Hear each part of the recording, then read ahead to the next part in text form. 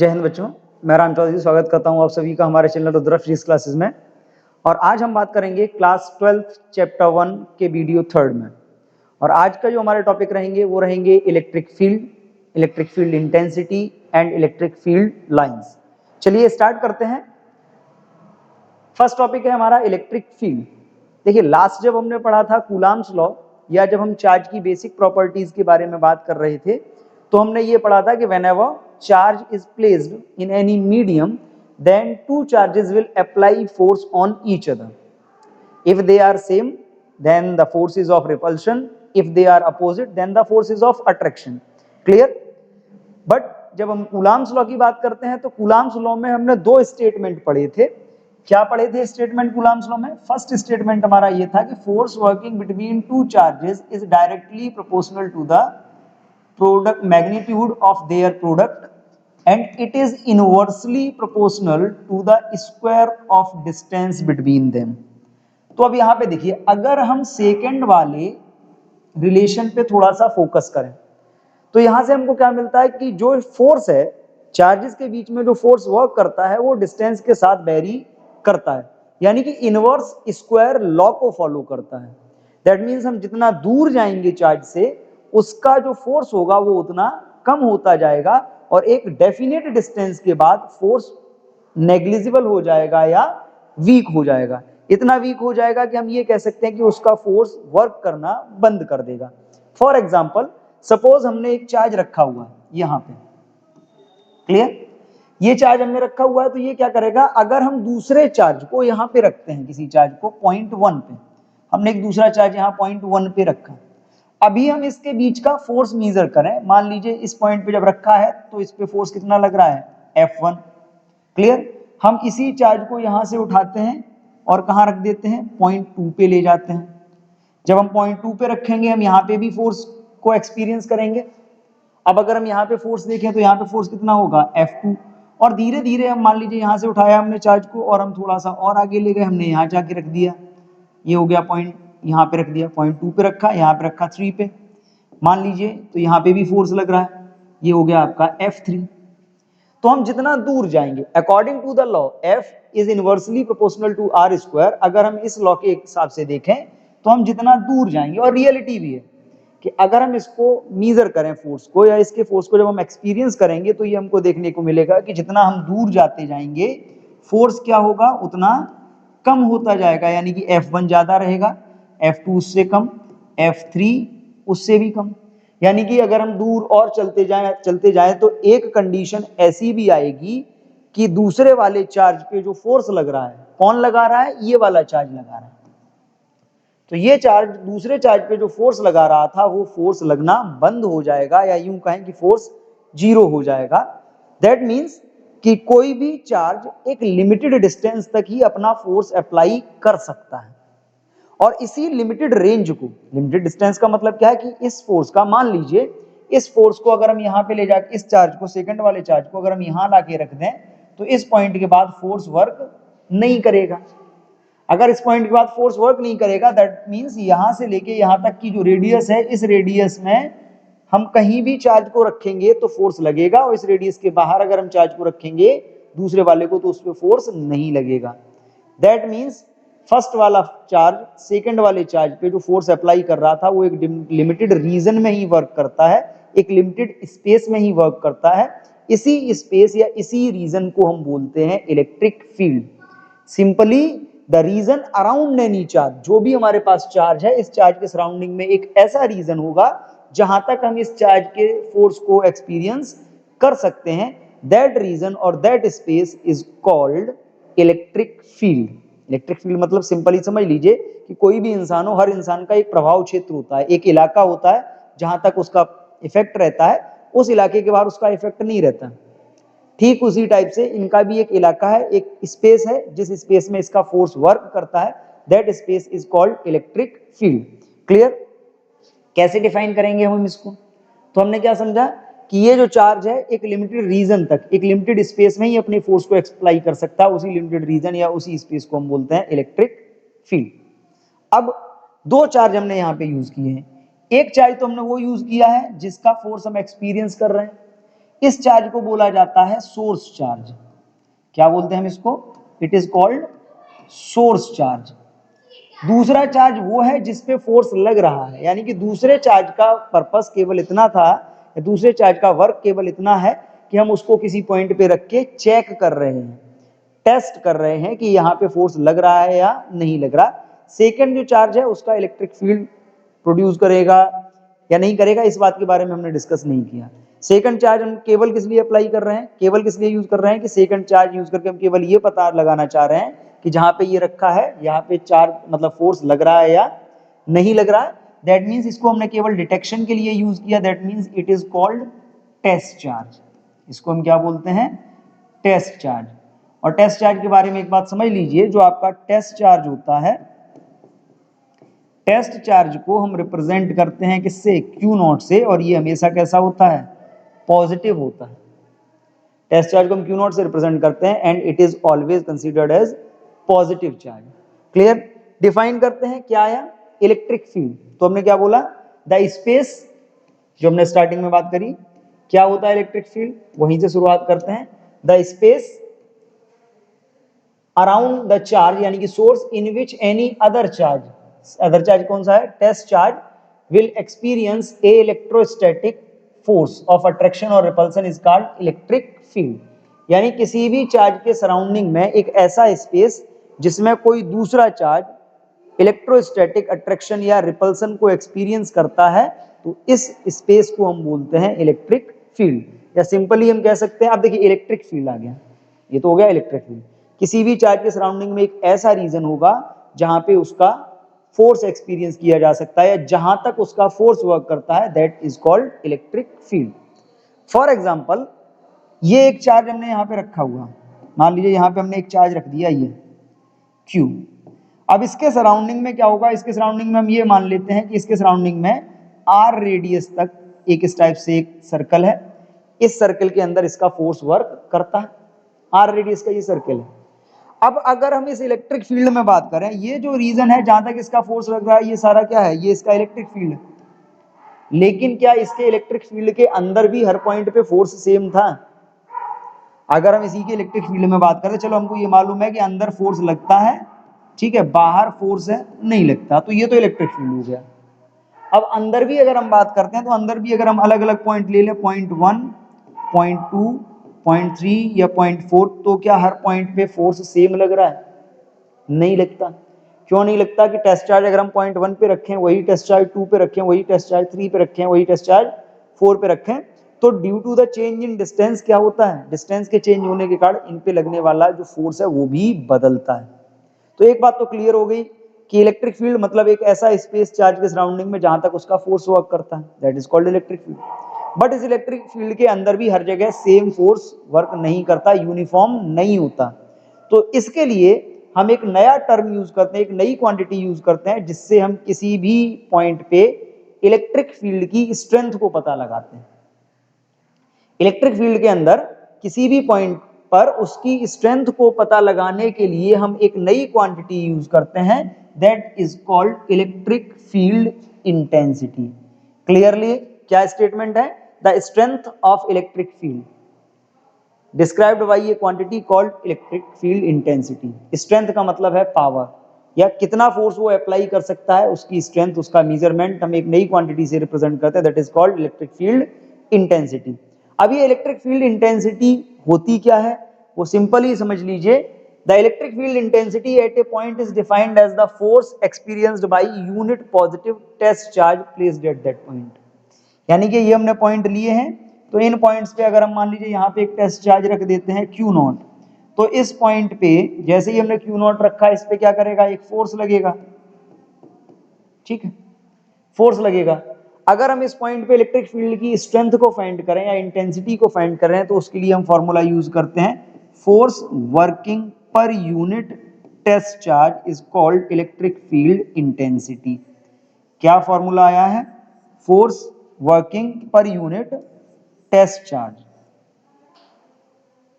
यानी कि जो फोर्स लग रहा है divided by the magnitude of test charge is called electric field intensity. E is equal F by Q not.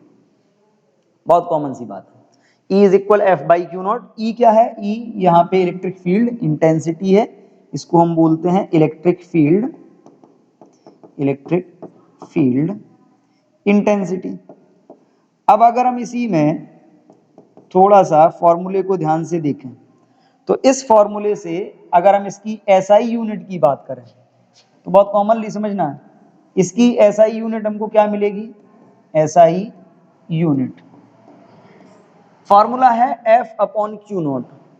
F मतलब फोर्स, फोर्स का यूनिट कूलम, क्यू नॉट मतलब चार्ज, सॉरी फोर्स का यूनिट न्यूटन, क्यू नॉट मतलब charge, charge का unit coulomb, तो इसकी unit आ गई Newton पर कूलम, न्यूटन पर कूलम।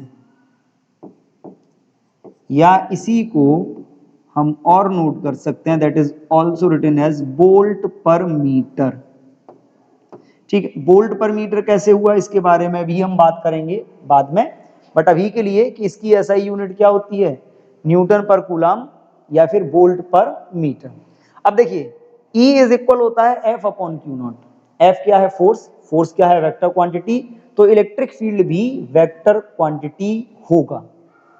अब अगर इलेक्ट्रिक फील्ड वेक्टर क्वांटिटी है तो हम इसके फॉर्मूले को ये भी लिख सकते हैं, ई vector is equal F vector upon Q not. अब जब वेक्टर है तो वेक्टर क्वांटिटी की कोई ना कोई डायरेक्शन भी होती है, मैग्नीट्यूड तो मिल जाएगा, डायरेक्शन क्या होगी? तो डायरेक्शन के लिए भी समझ लीजिए, अगर हम बात करते हैं पॉजिटिव चार्ज की तो वो भी यहाँ पे हम नोट कर लेते हैं। किस चार्ज के लिए हम बात करते हैं? For positive charge. अगर हम बात करते हैं पॉजिटिव चार्ज की तो पॉजिटिव चार्ज के लिए जो आपका इलेक्ट्रिक फील्ड है, इलेक्ट्रिक फील्ड कैसा होगा? Is outward. क्योंकि ये जो फोर्स लग रहा है वो किस पे लग रहा है? टेस्ट चार्ज पे लग रहा है। टेस्ट चार्ज कैसा होता है? पॉजिटिव। तो अगर सोर्स भी पॉजिटिव है तो टेस्ट चार्ज को वो रिपेल करेगा और किधर की तरफ फोर्स लगाएगा? बाहर की तरफ फोर्स लगाएगा। तो ये इलेक्ट्रिक फील्ड कैसा होगा? आउटवर्ड होगा। ऐसे ही अगर हम बात करते हैं फॉर नेगेटिव चार्ज, अगर सोर्स चार्ज हमारा कैसा है? नेगेटिव है, तो इसके लिए जो इलेक्ट्रिक फील्ड आपका होगा वो कैसा होगा? Electric field is inward. Clear? बहुत कॉमन समझ लीजिए। कॉमनली अगर हम यहाँ पे बात करते हैं तो हमारे पास इलेक्ट्रिक फील्ड की क्या वैल्यू आई है? Electric field strength. स्ट्रेंथ मतलब सिंपली एक टर्म हम इसको और बोल सकते हैं, इलेक्ट्रिक फील्ड इंटेंसिटी होती क्या है? Basically it is the measurement of strongness और weakness of field at any point. किसी भी पॉइंट पे फील्ड कितना स्ट्रॉन्ग है या कितना वीक है, जिसको हम स्ट्रेंथ बोलते हैं, उसका जो मेजरमेंट होता है that is called electric field intensity. Formula क्या आया? Force per unit test charge. Vector quantity है तो डायरेक्शन के लिए भी हमने बात की कि पॉजिटिव चार्ज का इलेक्ट्रिक फील्ड आउटवर्ड होता है, नेगेटिव चार्ज का इलेक्ट्रिक फील्ड इनवर्ड होता है। फॉर्मूले के अकॉर्डिंग अगर हम देखें तो एसआई यूनिट क्या होती है? न्यूटन पर कूलम, या फिर इसी को क्या बोलते हैं? Volt per metre. ये तो आ गया बेसिक कॉन्सेप्ट। बट अगर हम किसी पॉइंट चार्ज के लिए बात करें कि सपोज आपको एक एग्जांपल दिया जाता है कि you have to find the electric field at 2 metre distance from a charge of 1 coulomb. 1 coulomb charge से 2 मीटर की डिस्टेंस पे इलेक्ट्रिक फील्ड कितना होगा? तब आप कैसे फाइंड करोगे? From 1 coulomb charge. अब यहाँ पे आपको चार्ज गिवन है, डिस्टेंस गिवन है, तो अब इसके लिए अगर हम बात करें कि एफ बाई क्यू नॉट से डायरेक्टली तो हम इसको फाइंड कर नहीं सकते, तो उसके लिए हम एक फॉर्मूला यूज करते हैं that is called the electric field due to a point charge. ठीक, अब इसी से रिलेटेड देखिए 2012 में एक क्वेश्चन भी आया है बोर्ड एग्जाम में। किसका है? इसी के ग्राफ का क्वेश्चन है। Plot a graph showing the variation of electric field E with distance R due to a point charge Q। Distance के साथ वेरिएशन दिखाना है इलेक्ट्रिक फील्ड का due to a point charge. अब इसके लिए हम करेंगे क्या? इलेक्ट्रिक फील्ड का बेसिक फॉर्मूला हमको मालूम है, E is equal F upon Q naught. हम उसी की तरफ चलते हैं कि suppose we have a point charge, we have a source charge capital Q placed at, कोई भी पॉइंट हमने मान लिया ये सोर्स चार्ज है Q, and we have to find its electric field at a distance R electric field, point P पे हमको electric field find करना है, डिस्टेंस कितनी है आर। अब देखिए इलेक्ट्रिक फील्ड को फाइंड करने के लिए प्रोसीजर क्या है कि जिस पॉइंट पे आपको इलेक्ट्रिक फील्ड फाइंड करना है हम उस पॉइंट पे क्या रखेंगे, हम यहाँ पे एक टेस्ट चार्ज रखते हैं क्यू नॉट। जैसे ही हम इस पॉइंट पे टेस्ट चार्ज रखेंगे वैसे ही वो क्या होगा, ये वाला जो सोर्स है टेस्ट चार्ज पे एक फोर्स अप्लाई करेगा, क्योंकि टेस्ट चार्ज हमेशा पॉजिटिव होता है और सोर्स भी पॉजिटिव है, that means the force working on the test charge is in outward direction, यानी कि रिपल्सन फोर्स होगा वो किधर होगा, बाहर की तरफ। अब अगर हम यहीं पे बात करें नाउ, जैसे ही हमने टेस्ट चार्ज रखा वैसे ही क्या होगा, now force on test charge, force on test charge, test charge पे कितना फोर्स लगेगा, तो अगर हम फोर्स की बात करते हैं तो आपने फॉर्मूला पढ़ा हुआ है, एफ वेक्टर इज इक्वल क्या होता है, के Q1 into Q2 upon are square. अब देखिए Q1 into Q2 upon are square होता है, Q1 यहाँ पे क्या है, Q1 यहाँ पे कैपिटल Q है, Q2 यहाँ पे क्या है, Q नॉट है अपॉन आर स्क्वायर। क्लियर, ये आ गया फोर्स। अगर इतना फोर्स इस पे लग रहा है टेस्ट चार्ज पे, देन हम बात किसकी कर सकते हैं, then electric field intensity. Simply अगर हम बात करें then electric field intensity at P point पे कितनी इंटेंसिटी होगी, तो इंटेंसिटी के लिए फॉर्मूला ऑलरेडी आपने पढ़ा हुआ है, ई वेक्टर इज इक्वल क्या होता है, F vector by Q not. अब देखिए वेक्टर फॉर्म में हमने यहाँ पे नोट किया हुआ था तो एक पॉइंट मिस हो गया कि यहाँ पे हमको आर कैप लगाना पड़ेगा। अब अगर हम इसकी वैल्यू यहाँ पे रखते हैं तो देखिए जैसे ही हम इसकी वैल्यू रखेंगे तो वैल्यू रखने पे क्या आएगा, ई वेक्टर इज इक्वल क्या होता है, F vector by Q not. Value रखेंगे तो एफ वेक्टर की वैल्यू क्या आई है, K Q into Q naught by are square into R cap divided by Q naught. अगर हम यहाँ पे क्यू नॉट को देखें तो क्यू नॉट से क्यू नॉट कैंसिल हो जाएगा और फाइनली जो हमारे पास आएगा वो क्या आएगा, E vector is equal K into Q by are square into R cap. ये आ गया फॉर्मूला, आ गया, E vector is equal K into Q by are square into R cap. अब यहाँ पे बात आती है के की, तो के आपको मालूम है कि एयर या वैक्यूम के केस में होता है 1/4 पाई एप्सिलॉन नॉट और अदर मीडियम्स में होता है 1/4 पाई एप्सिलॉन।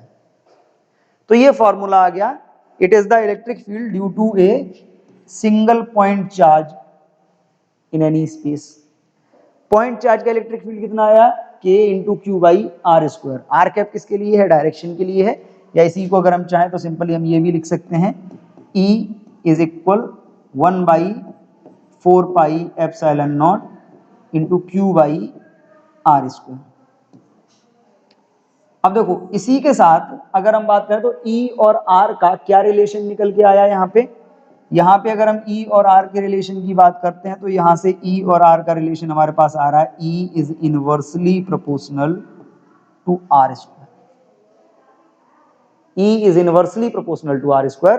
अब अगर इस रिलेशन के बेस पे हम इस ग्राफ को प्लॉट करें, किसके बीच में, variation of electric field E with distance R, electric field के वेरिएशन को शो करना है विद डिस्टेंस R, तो इसके लिए हम क्या करते हैं, इस टाइप से एक ग्राफ ड्रॉ करेंगे, इसमें एक्स एक्सिस पे हम मानेंगे डिस्टेंस r, इधर हम मानेंगे इलेक्ट्रिक फील्ड। क्या रिलेशन है दोनों के बीच, inversely proportional to are square होता है, तो inversely proportional to are square अगर दिया है तो इसका ग्राफ कैसा आएगा, इसका ग्राफ आएगा ऐसा, okay, inversely proportional to are square. और यहाँ पे हम लिख सकते हैं E is inversely proportional to are square. तो ध्यान से समझ लीजिए, इसमें कुछ ज्यादा करना नहीं है। क्या करना है, हमने केवल सिस्टम को कंसीडर किया है। क्या माना है सिस्टम में, एक सोर्स चार्ज मान लिया Q, that is placed at point O, कोई भी हम पॉइंट मान लेते हैं यहाँ पे जिसपे ये रखा हुआ है, ये हमने मान लिया पॉइंट O पे रखा है। and we have to find the electric field at a point P that is at r distance from the source. Point P पे हमको इलेक्ट्रिक फील्ड फाइंड करना है जो कितनी डिस्टेंस पे है, r डिस्टेंस पे। इसके लिए हम करते क्या है, for this we will place a test charge Q0 on the point. जैसे ही हम टेस्ट चार्ज रखेंगे वैसे ही क्या होगा, due to the source charge एक फोर्स लगेगा टेस्ट चार्ज पे जो आउटवर्ड डायरेक्शन में होगा, रिपल्सन फोर्स होगा। रिपल्सन का मतलब आउटवर्ड डायरेक्शन में। पहले हम उसी फोर्स को फाइंड करते हैं, देन उसी फोर्स को यूज करके हम E is equal F by Q naught formula use करके E की वैल्यू फाइंड कर लेते हैं। रिलेशन क्या आया, E is inversely proportional to are square, तो ये ग्राफ भी हो गया। तो बहुत सिंपल है, कोई ज्यादा लॉजिक्स हमको इसमें यूज करने नहीं होते। आगे अगर बात करते हैं तो अगला टॉपिक आता है electric field due to multiple charges. फिर से वही बात आ गई कि मान लीजिए किसी भी स्पेस में more than one charge present है। एक चार्ज ये रहा Q1, एक चार्ज ये रहा Q2, एक चार्ज ये रहा Q3, और भी मान लीजिए कई चार्जेस हैं, और एक मान लीजिए कि ये रहा आपका Qn चार्जेस हैं। And you have to find the intensity. एक पॉइंट P है, यहाँ पे इंटेंसिटी फाइंड करनी है। अगर आप इस पॉइंट पे इंटेंसिटी की बात करोगे तो बहुत कॉमन सी बात आप ये समझ लीजिए कि इस पॉइंट पे जो इलेक्ट्रिक फील्ड इंटेंसिटी होगी वो इंटेंसिटी होगी कितनी, एक इंटेंसिटी तो होगी नहीं। इस पॉइंट P पे अगर आप इलेक्ट्रिक फील्ड की बात करते हो तो सिस्टम में जितने चार्जेस होंगे उतने ही इलेक्ट्रिक फील्ड होंगे। यानी कि एक इलेक्ट्रिक फील्ड ये Q1 अप्लाई करेगा, मान लीजिए इसका इस डायरेक्शन में हो गया। एक इलेक्ट्रिक फील्ड ये Q2 अप्लाई करेगा, मान लीजिए इस डायरेक्शन में हो गया। एक इलेक्ट्रिक फील्ड ये Q3 अप्लाई करेगा, मान लीजिए इस डायरेक्शन में हो गया। एक ये Qn अप्लाई करेगा, इस डायरेक्शन में हो गया। तो जब भी आप इस पॉइंट पे इलेक्ट्रिक फील्ड की बात करोगे तो एक इलेक्ट्रिक फील्ड तो होगा नहीं। सिस्टम में जितने चार्ज होंगे हर चार्ज खुद का एक इलेक्ट्रिक फील्ड प्रोड्यूस करेगा। और इलेक्ट्रिक फील्ड है क्या, इलेक्ट्रिक फील्ड एक्चुअली एक वेक्टर क्वांटिटी है। तो इस पॉइंट पे जब आप नेट इलेक्ट्रिक फील्ड की बात करोगे तो फिर से वही सुपरपोजिशन प्रिंसिपल लगेगा। कौन सा प्रिंसिपल लगेगा, सुपरपोजिशन प्रिंसिपल। और लास्ट वीडियो में हमने पढ़ा भी था सुपरपोजिशन प्रिंसिपल। क्या था सुपरपोजिशन प्रिंसिपल, वही हम फिर से यूज करते हैं। Then if more than one charge is present in any medium, then the net electric field working at any point is equal to the vector sum of all the electric field produced by the individual charges at that point। क्या हो जाएगा, E in vector। ठीक, ये आ गया, clear है। अब अगर आप बात करते हो इसकी तो इसको आप E1, E2, E3 इन सब की वैल्यूज आप फाइंड कर लीजिए उस पॉइंट पे, और इन सबको क्या करिए, by using the vector method आप इन सबको वहां पे ऐड कर सकते हैं। फॉर एग्जांपल अगर हम इसी की वैल्यू प्लेस कर लें तो इसकी वैल्यू क्या आएगी, इसकी आएगी मान लीजिए K Q by Q1 by R1 square into R1 cap plus K Q2 by R2 square into R2 cap, इसी टाइप से चलता जाएगा। K Qn upon Rn square into Rn cap. सबकी वैल्यूज रखिए और वेक्टर मेथड से इनको add कर दीजिए। वेक्टर मेथड से जब आप इनको ऐड करोगे तो आप ये भी लिख सकते हो E vector is equal K into summation. अगर हम इसकी बात करते हैं तो K तो कांस्टेंट आ गया, बाहर आ जाएगा, इसको हम क्या लिख सकते हैं, summation of I is equal 1 से I इज इक्वल n, और ये क्या हो जाएगा QI upon RI square into RI cap. हम ये भी लिख सकते हैं इसको। बेसिकली इसका लिखने का मतलब कुछ नहीं है, केवल इतना समझ लीजिए कि आपको सारे इलेक्ट्रिक फील्ड इंडिविजुअली उस पॉइंट पे निकालने हैं और एक एक करके उनको वेक्टर मेथड से ऐड कर लेना है। That is the net electric field eight that point. Clear. आगे अगर हम बात करते हैं तो अगला टॉपिक हमारा रहेगा electric field due to a uniformly charged ring. किसी भी पॉइंट पे यूनिफॉर्मली चार्ज्ड रिंग से कितना इलेक्ट्रिक फील्ड प्रोड्यूस होगा। अभी तक तो हमने पॉइंट चार्ज की बात करी थी। अब देखिए यूनिफॉर्मली चार्ज्ड रिंग का अगर हमको इलेक्ट्रिक फील्ड निकालना है तो इसके लिए क्या करते हैं, पहले तो हम सिस्टम को कंसीडर करेंगे। सपोज हमारे पास एक रिंग है, ये एक रिंग है। इस रिंग की अगर हम बात करते हैं, सपोज ये रिंग है और इस रिंग की रेडियस जो है वो कितनी है, the radius of this ring is a, कितनी रेडियस है, ए रेडियस की रिंग है, एंड प्लस क्यू चार्ज, कितना चार्ज हमने माना है, plus Q charge is distributed uniformly over this ring, plus Q charge इस रिंग पे यूनिफॉर्मली डिस्ट्रीब्यूट है। हमको करना क्या है, suppose we have to find the electric field produced by this ring at a point P that is on the axis या on the axis of ring at a point P। यहाँ पे एक point P है, इस point P पे हमको electric field find करना है, ठीक, पॉइंट P पे। अब अगर हम इस पॉइंट P पे इलेक्ट्रिक फील्ड की बात करें तो एक बात तो बहुत कॉमन है कि शुरुआत में भी हमने बात की कि ये जो E is equal KQ/R² formula, ये कहां से आया है, कूलाम्स लॉ से। और कूलाम्स लॉ को हम डायरेक्टली डिस्ट्रीब्यूटेड चार्ज के लिए यूज नहीं कर सकते because that is applicable only for point charges. तो हम इसके लिए करते क्या है, इसके लिए हम इस रिंग का एक छोटा सा एलिमेंट कंसीडर करेंगे, छोटा सा element. Let we will consider an small element of this ring that have charge dq, और इस एलिमेंट की लेंथ कितनी है, dl है। क्लियर।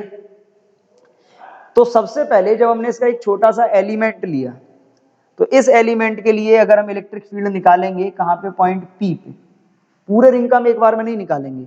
क्या करेंगे, हम एक छोटा सा एलिमेंट ले लेंगे और इसी एलिमेंट का इलेक्ट्रिक फील्ड निकाल के फिर हम क्या करेंगे, उसको वेक्टर मेथड से, मतलब उसको हम इंटीग्रेशन मेथड से हम ओवरऑल रिंग के लिए अप्लाई करेंगे।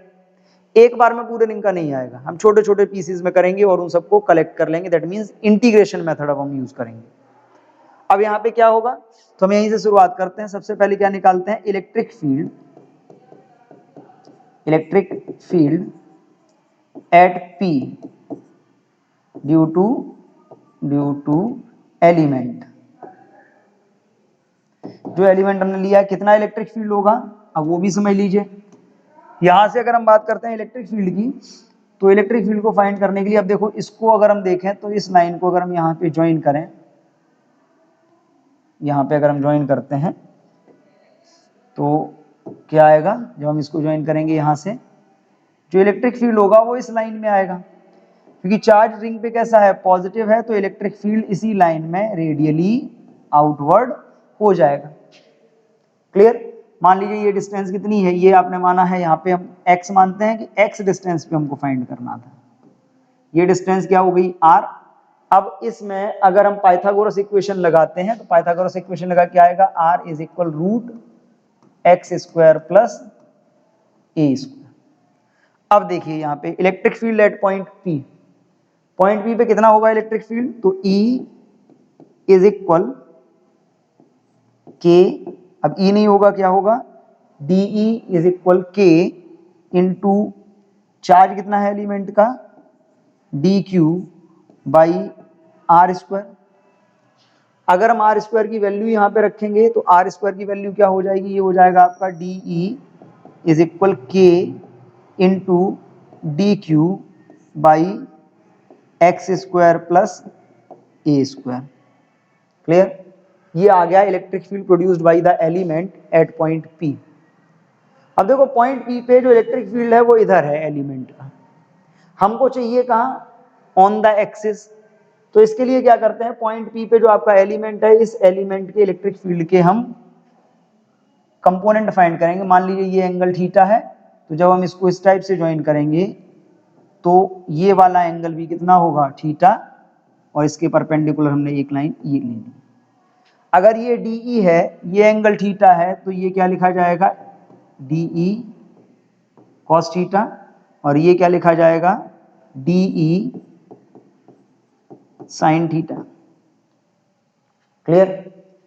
अब इसी प्रोसेस में देख लीजिए, अगर हम इसी एलिमेंट के साइमेट्रिक एक दूसरा एलिमेंट अगर इधर मान लेते, ठीक, तो इसका भी एक इलेक्ट्रिक फील्ड होता पॉइंट P पे कुछ इस टाइप से, तो इसके भी दो एलिमेंट बनते, एक एलिमेंट बनता इधर कौन सा, DE cos थीटा, और एक बनता इधर क्या, DE sin थीटा।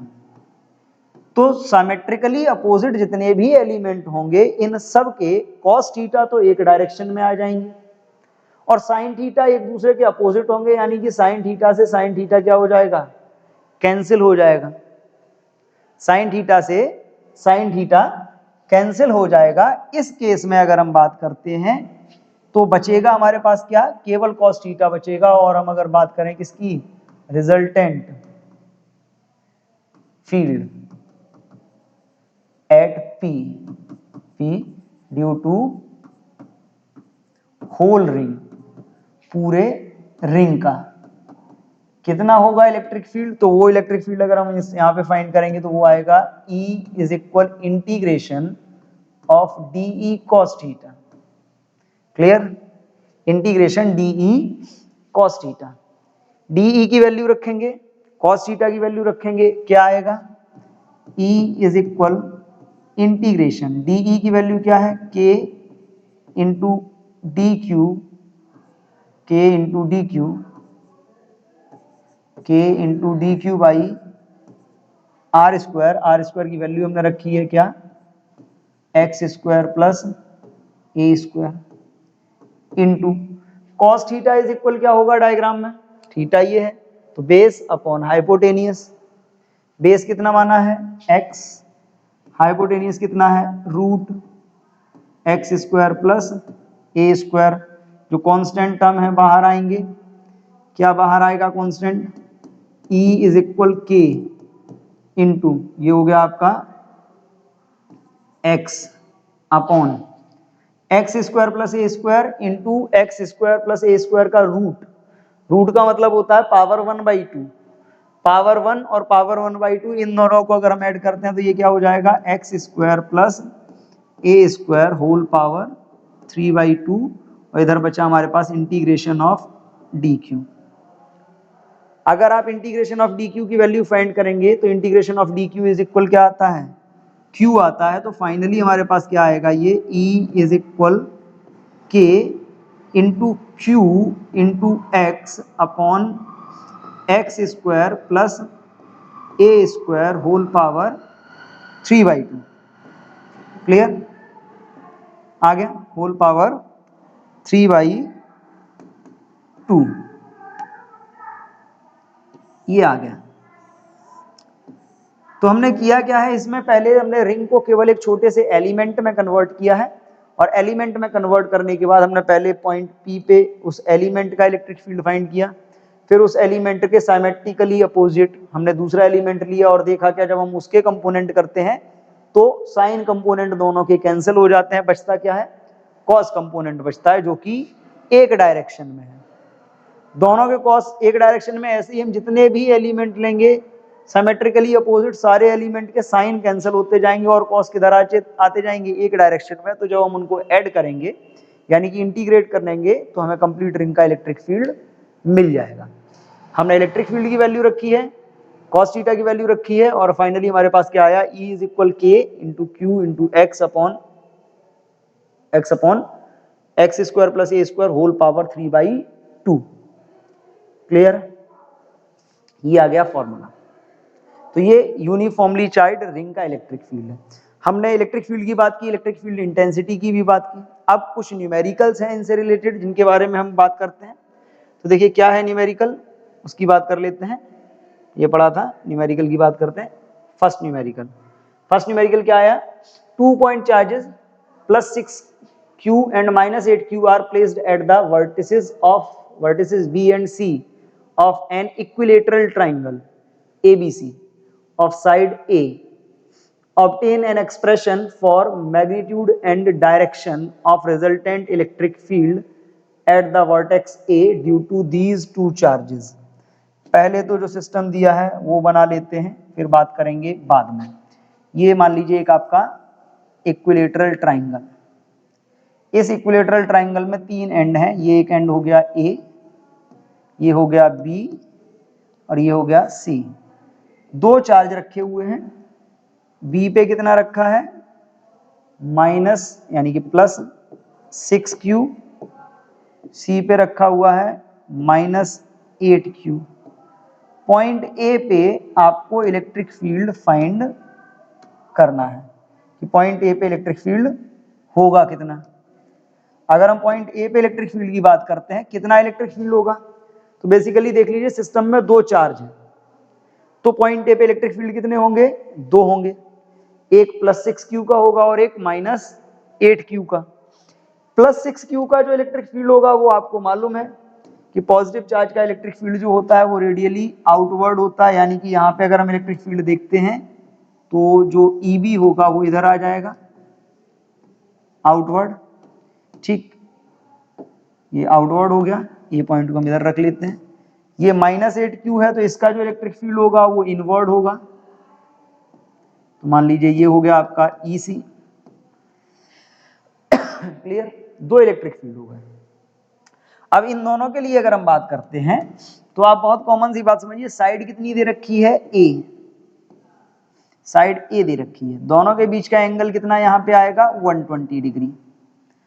तो अगर हम रिजल्टेंट इलेक्ट्रिक फील्ड फाइंड करें A पे, तो resultant electric field eight A कितना होगा, तो आपने पढ़ा हुआ है, तो इसको हम लिख सकते हैं E vector is equal EA vector plus EB vector, EB vector plus EC। एक B पे रखा है और एक C पे। वेक्टर एडिशन लगाते हैं, वेक्टर एडिशन के फॉर्मूले से अगर हम इसको सॉल्व करेंगे तो ये क्या होगा, E is equal under root EB square plus EC square plus 2EB into EC cos theta यानी कि 120 डिग्री। अब जरा देखो EB और EC की वैल्यूज क्या होंगी। EB और EC की वैल्यूज की अगर हम बात करते हैं तो यहाँ पे EB अगर आप निकालते हो तो कितना आएगा मैग्नेटिक फील्ड, K, चार्ज कितना है B पे 6q, KQ/r² यानी कि डिस्टेंस कितनी हो गई a स्क्वायर। ऐसे ही इसकी निकालोगे EC, फॉर्मूला वही रहेगा EC is equal K into 8q upon इसकी भी डिस्टेंस कितनी है a, तो a स्क्वायर। ये दो आ गए, क्योंकि इलेक्ट्रिक फील्ड इंटेंसिटी को फाइंड करते टाइम हम केवल क्या यूज करते हैं, चार्ज का मैग्नीट्यूड, उसका साइन यूज नहीं करते। तो 6q/a² और ये कितना आ गया 8q/a², ये वैल्यूज रखेंगे हम यहाँ। तो जब ये वैल्यूज हम यहाँ रखेंगे तो ये क्या होगा, E is equal root K into 6q/a² whole square plus K into 8q/a² whole square plus 2K into 6q/a² into K 8q/a²।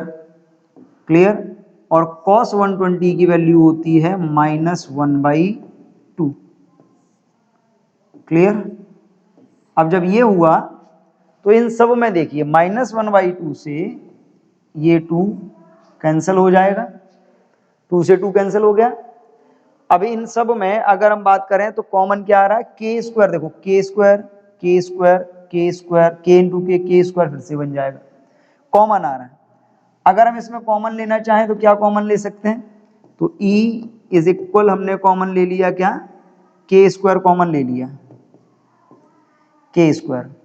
ठीक, अपॉन में अब हम स्क्वायर करें तो देखो K स्क्वायर कॉमन आ गया, बचेगा क्या, इसकी अगर हम बात करते हैं तो 6 का स्क्वायर कितना 36a²/a⁴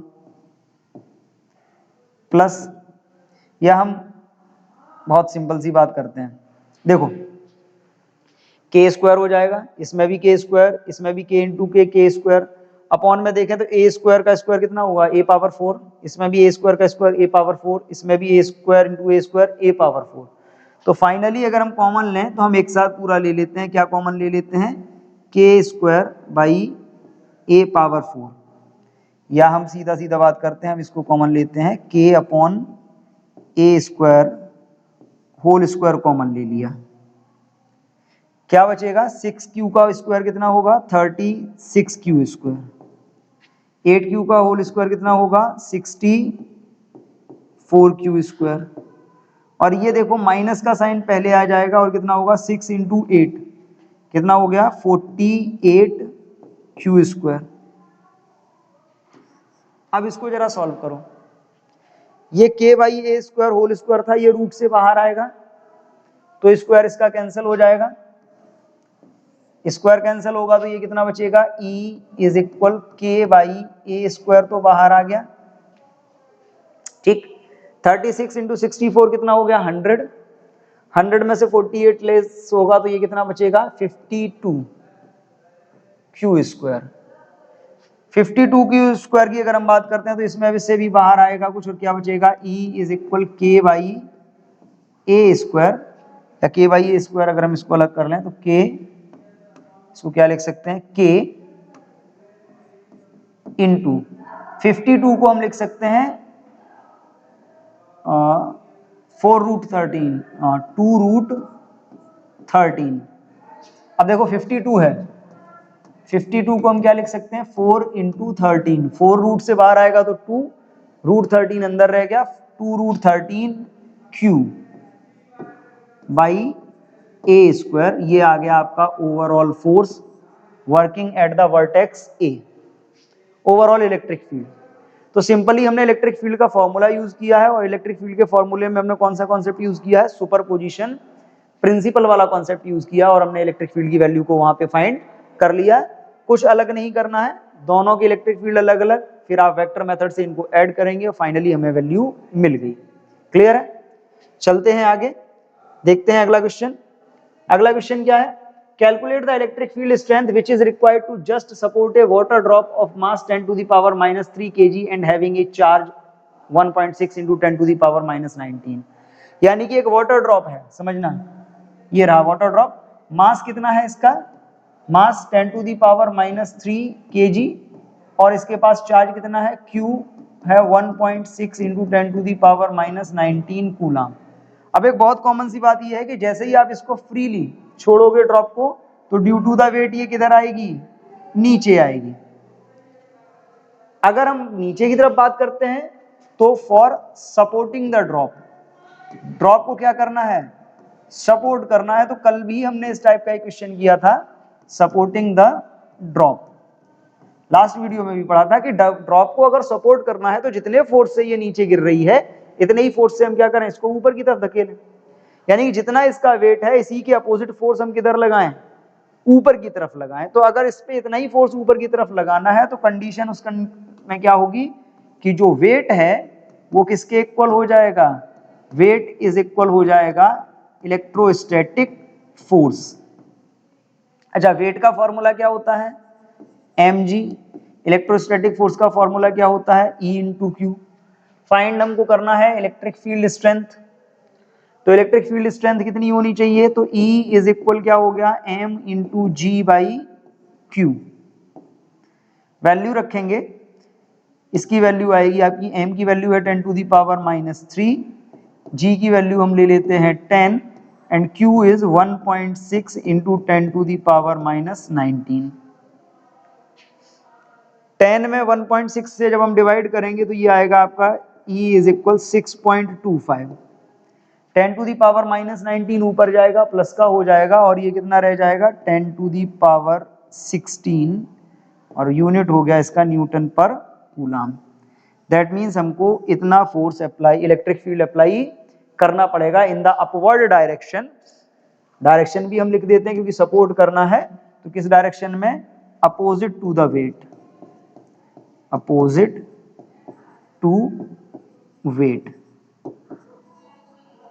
wait in the direction, in the direction. तो वेट के अपोजिट डायरेक्शन में हमें इतना ही फोर्स अप्लाई करना पड़ेगा तो हम इस ड्रॉप को सपोर्ट कर पाएंगे। क्लियर? इसी टाइप का क्वेश्चन हमने लास्ट वीडियो में भी सॉल्व किया था, बट वहां पे चार्ज फाइंड करना था दो ड्रॉप्स के बीच। बढ़ते हैं अगले क्वेश्चन पे। अगला क्वेश्चन क्या है, अगला क्वेश्चन देखिए, AIPMT एग्जाम 2015 का है, दैट मींस कॉम्पिटिटिव एग्जाम में आया हुआ क्वेश्चन है। क्या क्वेश्चन है, the electric field in a certain region is acting radially outward and is given by E is equal A into a. Electric field कितना दे रखा है? Capital A into small a. A charge contained in a sphere of radius A, radius A है, centred at the origin of the electric field will be. यानी कि इस type से एक स्फीयर है, इसके अंदर यहाँ पे एक चार्ज रखा हुआ है, इसका जो इलेक्ट्रिक फील्ड है सरफेस पे, यहाँ पे रेडियस कितनी है? A, वो इलेक्ट्रिक फील्ड आपको दिया गया है capital A into small a surface पे। सरफेस का मतलब है A डिस्टेंस पे। पॉइंट चार्ज वाला फॉर्मूला लगाएंगे। क्या फॉर्मूला लगाएंगे? ये हो जाएगा 1/4 पाई एप्सिलॉन नॉट, चार्ज हमको फाइंड करना है, epsilon not into Q by A square is equal क्या होगा? A into A. Radius A दी गई है तो हमने Q बाई ए स्क्वायर लिखा है। अगर हम इन सारी चीजों को इधर शिफ्ट कर देंगे तो ये क्या होगा? Small q is equal 4 pi epsilon not into A. Into A था, ए स्क्वायर और आके मल्टीप्लाई होगा तो ये क्या हो जाएगा? ए क्यू। कोई आंसर है ऐसा? है। That means answer c is correct for this question. देखिए ज्यादा दिमाग खर्च करने की जरूरत पड़ती भी नहीं है, क्वेश्चन की बस रिदम को पकड़ना है कि इलेक्ट्रिक फील्ड दिया गया है, चार्ज फाइंड करना है, तो E is equal 1/4 pi epsilon not into Q by are square formula लगाएंगे और हम इसकी वैल्यू को फाइंड कर लेंगे। चलते हैं अगले क्वेश्चन पे। अब देखिए अगला क्वेश्चन दिया है, अगला क्वेश्चन है an electron falls from rest through a vertical distance h in a uniform and vertically upward directed electric field E. The direction of electric field is now reversed, keeping its magnitude the same. A proton is allowed to fall from rest in it through the same vertical distance h. The time of fall of electron in comparison to the time of fall of proton is. Time of fall अगर हम बात करते हैं तो time of fall में हमको मालूम है for free fall, free fall, free fall की कंडीशन में अगर आप बात करते हो तो बहुत कॉमन सी बात समझिए, आपने फॉर्मूला पढ़ा है S is equal U T plus half of A T square. Free fall के लिए u 0 होता है, तो अगर u 0 होगा तो यहाँ पे क्या हो जाएगा? s is equal half A T square. यानी कि अगर आप यहाँ से t की वैल्यू फाइंड करते हो तो t इज इक्वल क्या होगा? t इज इक्वल होगा 2s अपॉन a रूट में। क्लियर? a क्या है? a is the acceleration, a is the acceleration. अब यहां पे अगर बात करते हैं तो टाइम किस में ज्यादा लगेगा? तो t is equal 2s upon A, दोनों सेम वर्टिकल हाइट से। बोला क्या गया? ये proton is allowed to fall from the rest in it through the same vertical distance h। Distance दोनों की सेम है। अब डिपेंड किस पे करेगा? एक्सीलरेशन पे। एक्सीलरेशन क्या होता है? a इज इक्वल क्या होता है? f upon m। Acceleration is equal f upon m। f is equal क्या होता है? E into Q. f is equal E into Q. तो अब अगर हम यहाँ पे बात करते हैं तो अगर हम बात करेंगे time of proton upon time of electron, proton का फाइंड करना है, इज इक्वल क्या होगा? Root 2h and acceleration for proton upon root 2h acceleration for electron. 2h से 2h कैंसिल, दैट मीन्स जो आपका आएगा वो कितना आएगा? That is equal root acceleration for electron upon acceleration for proton. आ गया? अब यहां पे देखो एक्सीलरेशन की बात की गई है। अगर एक्सीलरेशन के लिए अब यहां से मन में दो डाउट आते हैं, क्या हम एक्सीलरेशन g यूज करें या acceleration f upon m use करें? ठीक, अब एक्सीलरेशन अगर f अपॉन m यूज करते हो तो इन केस समझ लीजिए, मैं नहीं कह रहा कि फाइनल सॉल्यूशन है, F अपॉन m अगर आप यूज करते हो तो F अपॉन m यूज करने के लिए ये क्या हो जाएगा, it is F upon m। F is equal क्या होता है, E इंटू क्यू। और देखो चार्ज इलेक्ट्रॉन का और प्रोटॉन का सेम होता है, तो अगर आप इसकी बात करते हो तो इसको आप क्या लिख सकते हो, E into charge of electron upon mass of electron upon E into charge of proton upon mass of proton. E से E कैंसिल, इलेक्ट्रॉन का चार्ज और प्रोटॉन का चार्ज भी सेम होता है, तो फिर से ये क्या पहुंच जाएगा ऊपर, under root mass of proton upon mass of electron.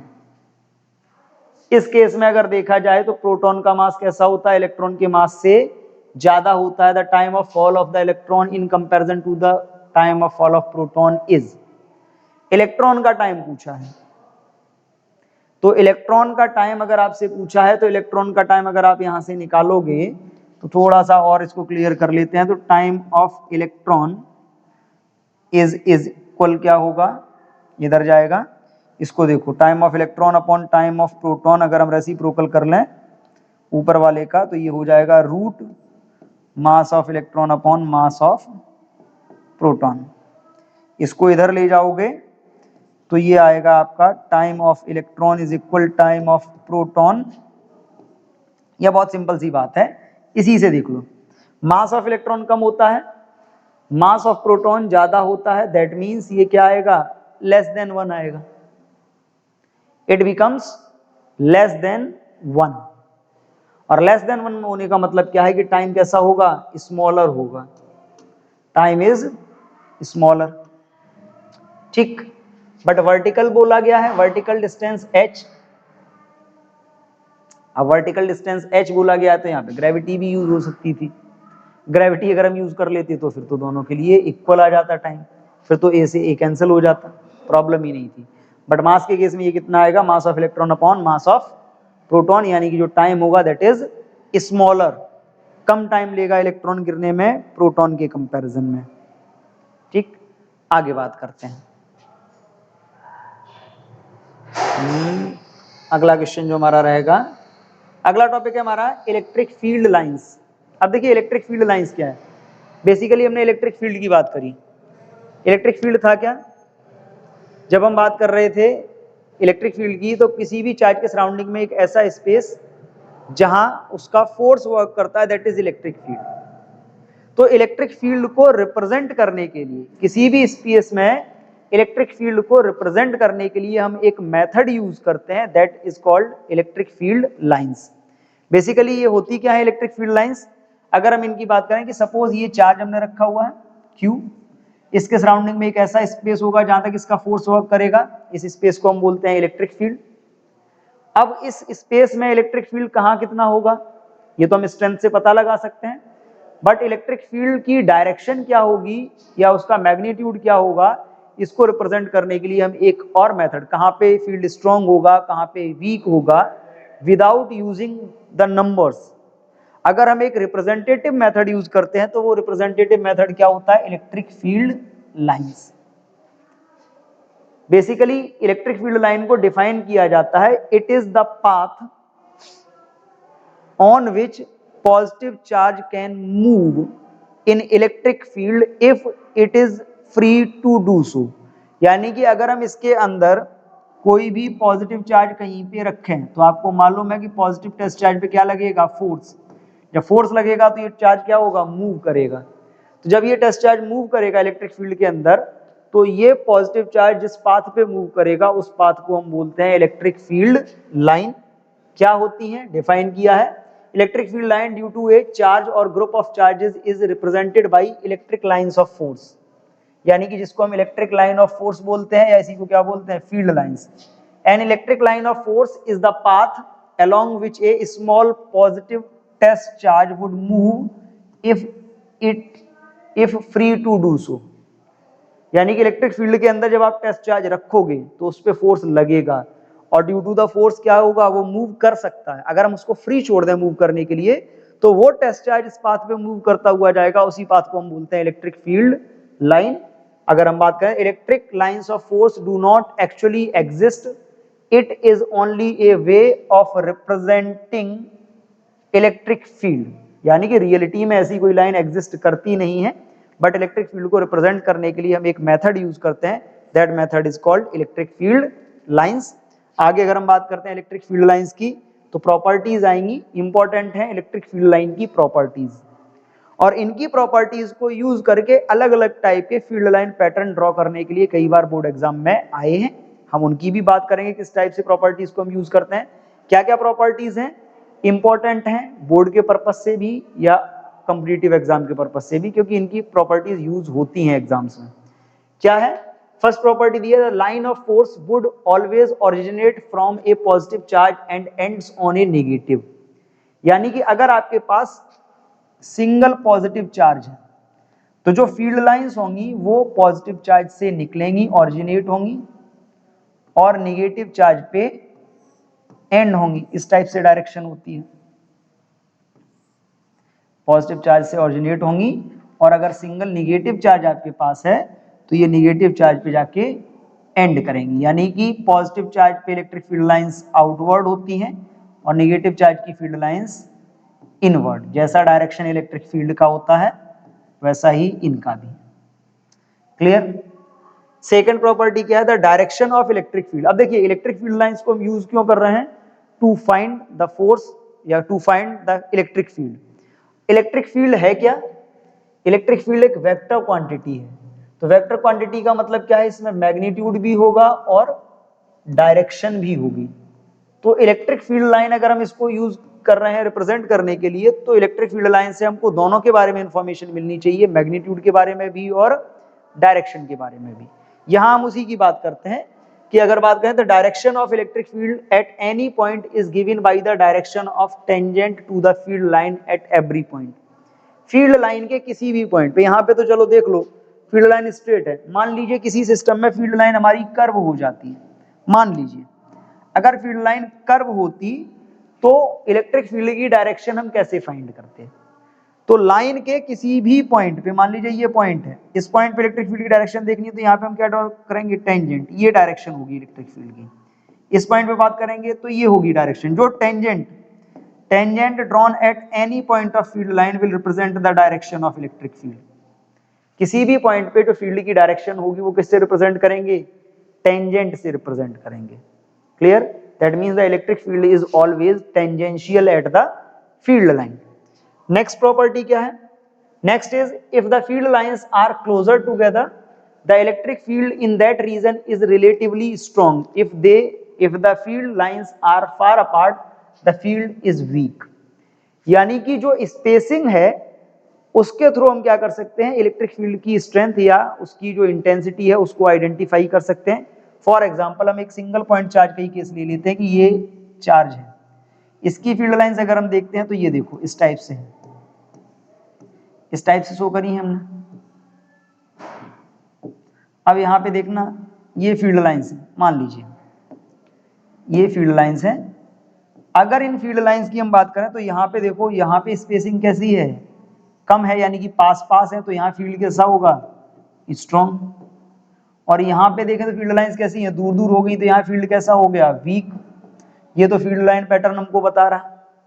इसके अलावा अगर हम देखें तो चार्ज से हम जितना दूर चलते जाएंगे क्या होगा? फील्ड वैसे ही वीक हो जाता है। फॉर्मूले से भी हमको मालूम है, फॉर्मूले से हमने क्या पढ़ा था? E is inversely proportional to are square. तो अगर आप इस चार्ज के लिए बात करते हो तो जितना आगे फील्ड लाइंस बढ़ती जाएंगी, इनके बीच की स्पेसिंग बढ़ती जाएगी, रेडियस इतनी बढ़ती जाएगी, आर्क लेंथ उतनी बढ़ती जाएगी, यानी कि स्पेसिंग बढ़ती जाएगी। तो जहां पे फील्ड लाइंस पास पास होती हैं वहां फील्ड कैसा होता है? स्ट्रॉन्ग। और जहां फील्ड लाइन दूर दूर है वहां फील्ड कैसा होगा?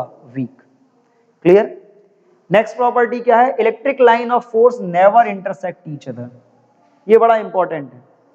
दो फील्ड लाइन कभी भी एक दूसरे को इंटरसेक्ट कर ही नहीं सकती।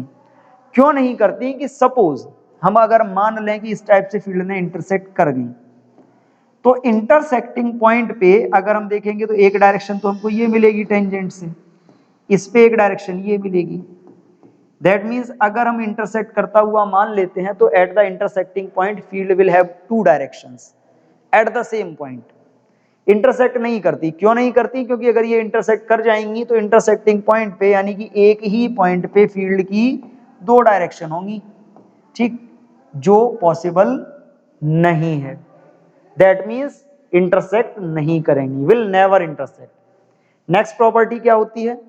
Electric lines of force can not pass through a conductor and are always normal on conductor surface. एक और प्रॉपर्टी है कि इलेक्ट्रिक फील्ड लाइंस कंडक्टर के अंदर से पास नहीं होती और हमेशा कंडक्टर की सरफेस पे कैसी होती हैं? नॉर्मल। उसके पीछे एक लॉजिक है, क्योंकि कंडक्टर के अंदर इलेक्ट्रिक फील्ड क्या होता है? जीरो। फील्ड लाइंस हैं क्या? फील्ड लाइंस एक मीडियम है या एक जरिया है इलेक्ट्रिक फील्ड को रिप्रेजेंट करने का, और जहां इलेक्ट्रिक फील्ड होगा नहीं वहां फील्ड लाइन भी नहीं होगी, इसलिए कंडक्टर के अंदर से फील्ड लाइंस पास नहीं होती। क्लियर? तो ये सारी प्रॉपर्टीज हैं और इन्हीं प्रॉपर्टीज को यूज करके हम अलग अलग टाइप के फील्ड लाइन पैटर्न ड्रॉ करेंगे, जो काफी इंपॉर्टेंट भी हैं। फिर से बोल रहा हूँ, फील्ड लाइन प्रॉपर्टीज काफी इंपॉर्टेंट है, तो इस पर थोड़ा खासा ध्यान देना है। आप देखिए कुछ क्वेश्चंस हैं जो प्रीवियस ईयर बोर्ड एग्जाम्स में आए हुए हैं, किस टाइप के फील्ड लाइन पैटर्न बोला जाता है। Sketch the pattern of electric field line due to, पहला दिया है एक conducting sphere having negative charge on it.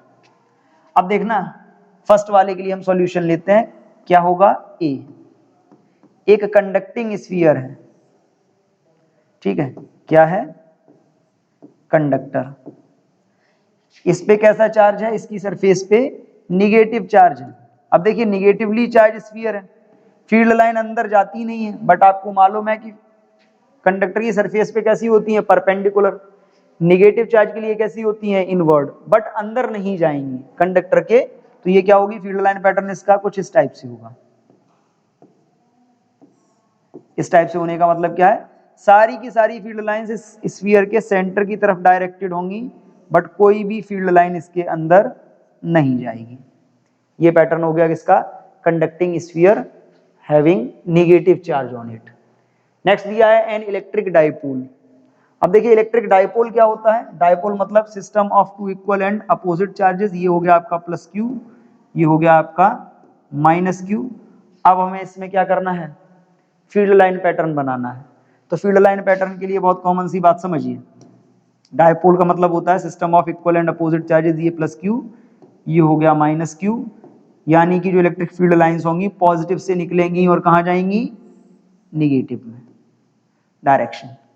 दूसरी फील्ड लाइन यहां से निकलेगी निगेटिव में, निगेटिव में पॉजिटिव से निकलती जाएंगी, निगेटिव में जाती जाएंगी। कोई भी फील्ड लाइन एक दूसरे को इंटरसेक्ट नहीं करेगी। हम इस टाइप से इसको शो कर सकते हैं कि फील्ड लाइन इधर से जाएंगी और कहाँ जा रही होंगी? निगेटिव में, ठीक है। और इसमें अगर हम बात करते हैं तो ये आपका इस टाइप से ये पैटर्न बन गया किसके लिए? डाइपोल के लिए, कि पॉजिटिव से निकल रही हैं और कहाँ जा रही हैं? निगेटिव में जा रही हैं। फिर से इसको नोट कर देते हैं, ये चार्ज रखा हुआ है, ये क्या है? प्लस क्यू है, और ये जो चार्ज रखा हुआ है ये आपका माइनस क्यू है। तो प्रॉपर्टीज हमने वही यूज करी है कि पॉजिटिव से निकलती है, निगेटिव पे जाती हैं, एक दूसरे को इंटरसेक्ट नहीं करती। बस हो गया ड्रॉ। नेक्स्ट आपका क्या दिया है? Draw a pattern of electric field lines due to two positive charges placed at distance d apart.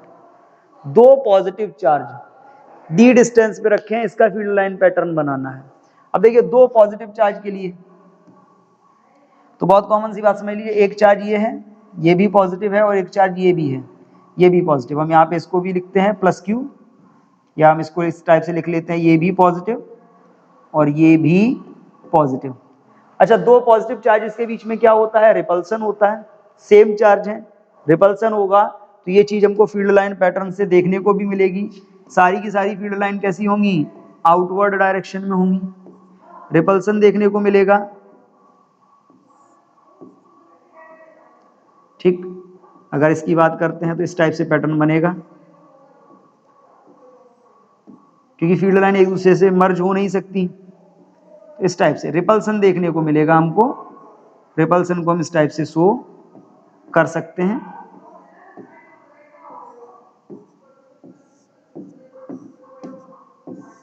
ये पैटर्न हो गया फॉर टू सेम चार्जेस। देख लीजिए, ये भी पॉजिटिव वो भी पॉजिटिव, और दोनों की फील्ड लाइन क्या कर रही हैं? रिपेल कर रही हैं। सारी की सारी लाइंस आउटवर्ड डायरेक्शन में है, क्योंकि दोनों चार्ज कैसे हैं? पॉजिटिव है। क्लियर? इसी टाइप के कई और फील्ड लाइन पैटर्न भी हमको ड्रॉ करने होंगे। कैसे ड्रॉ करने होंगे? जैसे नेक्स्ट दिया है, point charge plus q is kept in the vicinity of an uncharge conducting plate, sketch electric field line between the charge and the plate. Charge और प्लेट के बीच इलेक्ट्रिक फील्ड लाइन ड्रॉ करनी है। तो समझना कैसा चार्ज है, plus Q यहां पे रखा हुआ है, थोड़ा नीचे रख लेते हैं, ये हो गया प्लस क्यू। और एक चार्ज प्लेट है, प्लेट को हमने कहां पे रखा हुआ है, ये प्लेट है और प्लेट हमने रखी हुई है यहां, इस टाइप से। अब देखो, जब ये प्लेट यहां पे रखी जाएगी तो कंडीशन क्या है कि जब प्लेट यहां पे रखी होगी तो जैसे ही प्लस क्यू चार्ज इसके पास रखोगे तो due to the effect of charge, ये जो प्लेट है, इस प्लेट के अंदर के चार्जेस क्या होंगे, पोलराइज हो जाएंगे। आपने जब इंडक्शन मेथड पढ़ा था तो पोलराइजेशन पढ़ा था। हमने क्या पढ़ाया था कि जब भी कोई चार्ज किसी कंडक्टिंग सरफेस के पास रखा जाता है तो उसमें पोलराइजेशन होता है। पोलराइजेशन होगा तो होगा क्या कि इसके सारे निगेटिव कहाँ आ जाएंगे, सामने वाले फेस पे, और सारे पॉजिटिव कहाँ चले जाएंगे, पीछे वाले फेस पे। अब फील्ड लाइन पैटर्न आप बना दो। एक चीज याद रखनी है कि फील्ड लाइन पैटर्न बनाते टाइम कि फील्ड लाइंस कंडक्टर की सरफेस पे होती कैसी हैं, नॉर्मल होती हैं। जैसे यहाँ पे ये प्लस क्यू आपका रखा हुआ है, प्लस क्यू, तो जितनी भी फील्ड लाइंस होंगी वो सारी कैसी होंगी, नॉर्मल। यानी कि एक फील्ड लाइन इधर से गई, इधर प्लस से निकल रही है, माइनस में जा रही है। दूसरी फील्ड लाइन, यानी कि आप इस टाइप से इसकी फील्ड लाइंस परपेंडिकुलर ड्रॉ कर लीजिए और सबको आप कहाँ लाके मिला दीजिए, चार्ज पे। ये बन गया आपका फील्ड लाइन पैटर्न। डायरेक्शन सबकी किधर होगी, प्लस क्यू से प्लेट की तरफ। अब अंदर से फील्ड लाइन जाएंगी नहीं, but due to the polarisation पीछे पॉजिटिव चार्ज आ चुका है, तो ये सारी फील्ड लाइन पीछे ऐसी पैरेलल होके पास, नॉर्मल होके कंडक्टर सरफेस पे पास हो जाएंगी। ये बन गया field line pattern for a point charge Q placed in the vicinity of conducting plate. Clear? अनचार्ज conducting plate है तो हम यहाँ पे लिख सकते हैं कि नेट चार्ज अभी भी कितना है, 0, बट पोलराइजेशन हो जाएगा। पोलराइजेशन का कॉन्सेप्ट हमने यूज किया, और क्या यूज किया, properties of electric field lines. आगे बात करते हैं, तो एक क्वेश्चन और है, a metallic sphere is placed in uniform electric field as shown in the figure, which path is followed by the electric field line and Y. ये conducting sphere है, 4 पैटर्न दिए हैं इलेक्ट्रिक फील्ड लाइन के, कौन सा path electric field follow करेगा, field line follow करेगी। ये है आपका ए, ये है आपका बी, ये है आपका सी और ये है d. A b c d में से कौन सा फॉलो होगा।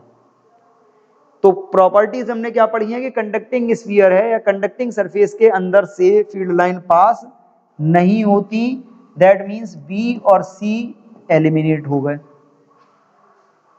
फिर क्या बात आती है, फिर बात ये आती है कि at the surface field line कैसी होती है, नॉर्मल। तो हम ए को देखते हैं तो ये एंगल अगर हम सरफेस पे देखें तो ये 90 डिग्री बनता नहीं है, यानी कि ए भी एलिमिनेट हो गया, क्योंकि यहाँ पे थीटा जो आपका है वो 90 डिग्री नहीं है। अब बचा क्या, डी।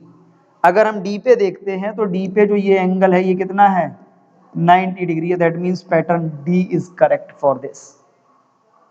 क्वेश्चन 1 मार्क का है, लेकिन आपको इसमें मालूम ये होना चाहिए कि प्रॉपर्टीज क्या हैं।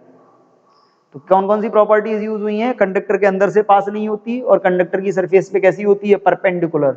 अगर ये प्रॉपर्टीज आपको मालूम है तो आप इसको आइडेंटिफाई कर सकते हो, अदरवाइज क्वेश्चन आपका गलत हो जाएगा। क्लियर है? आज के लिए इतना ही रखेंगे, नेक्स्ट वीडियो में हम बात करेंगे इलेक्ट्रिक डायपोल की। आज के लिए इतना ही, मिलते हैं नेक्स्ट वीडियो में, तब तक के लिए थैंक यू एंड जय हिंद।